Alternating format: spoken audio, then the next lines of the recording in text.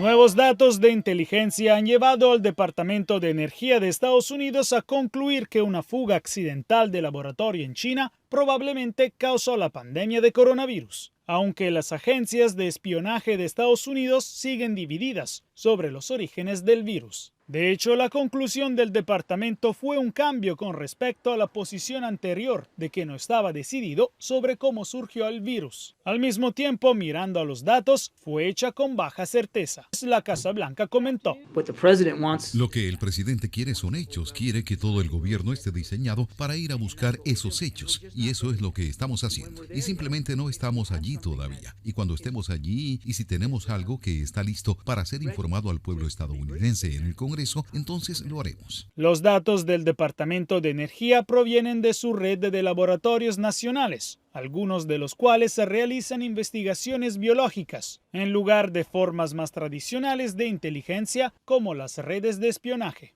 El FBI también concluyó con confianza moderada que el virus surgió por primera vez accidentalmente del Instituto de Virología de Wuhan. Pero otras agencias dijeron que lo más probable es que el patógeno haya surgido a través de la transmisión natural. Algunos elementos de la comunidad de inteligencia han llegado a conclusiones por un lado. Algunos por el otro han dicho que simplemente no tienen suficiente información para estar seguros. Por ahora, dijo la Casa Blanca, no hay una respuesta definitiva. Entre tanto, Beijing respondió acusando a Estados Unidos de politizar el coronavirus y difamar al gobierno chino. Los funcionarios de inteligencia creen que descubrir cómo comenzó la pandemia es importante para mejorar la respuesta global a futuras crisis de salud. Los datos del Departamento de Energía tienen relevancia, de hecho, pero es muy difícil que se encuentre una respuesta definitiva mirando a la oposición china a cualquier investigación ahora.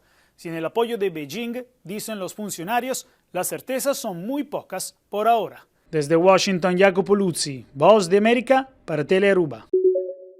Se cristaliza una polémica ley en Florida que reconduce las operaciones en los parques temáticos de la empresa Walt Disney World en Orlando. El gobernador Ron DeSantis firmó la legislación que anula la autonomía de la que gozaba esa empresa desde 1967 para el mantenimiento de estos espacios de entretenimiento masivo. Ahora todo cambia. La zona que se llamaba Distrito de Mejoramiento de Reedy Creek pasa a denominarse Distrito de Supervisión de Turismo de Florida Central. Y este proyecto de ley y la estructura que hemos creado en este proyecto de ley garantizarán que la deuda municipal acumulada sea pagada por Disney, no por los contribuyentes de Florida. Esa empresa genera empleos directos e indirectos a más de 70,000 personas en Florida. Sin embargo, Disney ha afirmado que la ley no va a impactar en las operaciones. Pero la diferencia es que la nueva ley le quita el poder de la autonomía a Disney y el gobernador crea un board nuevo. Esta reforma ha levantado las alertas entre empresarios del Estado del Sol. La Coalición Americana de Inmigración Empresarial, con más de 2,000 integrantes en todo el país, sostiene que es una represalia de DeSantis ante la oposición de Disney a una nueva ley sobre la orientación sexual e identidad de género. Es el reporte. Soy José Pernalete de La Voz de América, en Miami para Telearuba. Por lo menos 36 personas han fallecido después que 2 trenes han otro en Grecia. Según autoridades, no está desconocida la causa del accidente, pero la primera prueba muestra de un error humano. Autoridades entrenan 150 bomberos para identificar a personas que han fallecido. Autoridades han informado que actualmente tienen 66 personas en el hospital, entrenan 6 personas de intensive care.